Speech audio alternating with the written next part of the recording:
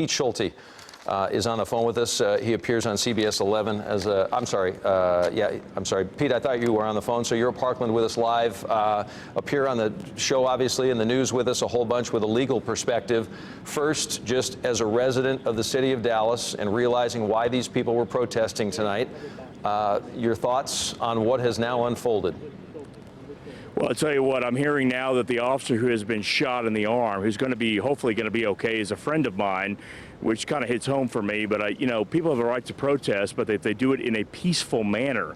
But the fact that several officers have been shot tonight, at least one that we know of that is actually a friend of mine, I'm very concerned. That's why I'm here. I'm about to go into Parkland as soon as we get done here. Okay, well, Pete, since he's a friend of yours, first things first, I do not want you to give us his name or her name. The name has not been released yet, so I would ask you to refrain from that. Clearly, we want family to be notified of any situation like that first.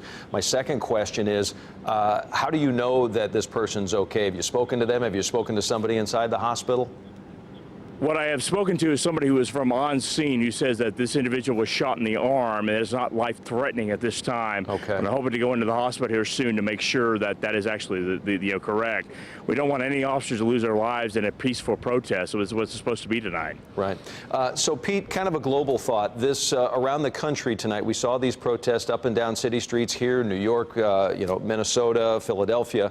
And honestly, I think a lot of people would maybe say this is one of the last places I would expect violence like this to break out. I would agree with you, Doug. I mean, this is Dallas. I mean, we haven't had any incidents here. I mean, I think our law enforcement is very professional. They act in accordance with the law. We haven't had any really, controversial shootings in this area. And it's just somebody, I think, who took the course to go crazy and to do this type of action in a very peaceful protest. And it's not dignified of what's actually going on with the protests. And I think that shouldn't take away with that. We do want people to be held accountable for what they're doing, but this isn't the right way to do it. But I don't want to blanketly say that this is the entire protest group that's actually going on and doing this. Yeah, no, and that's clearly fair to say, because the vast majority of people that we saw tonight, there was nothing but peaceful protest and people voicing their concerns and their opinions, and they have every right to do that.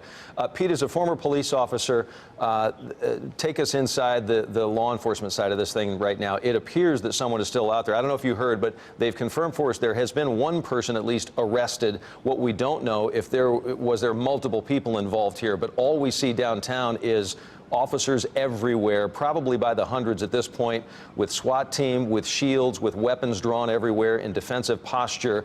It seems to us, even though with one arrest reported confirmed, there's still something going on.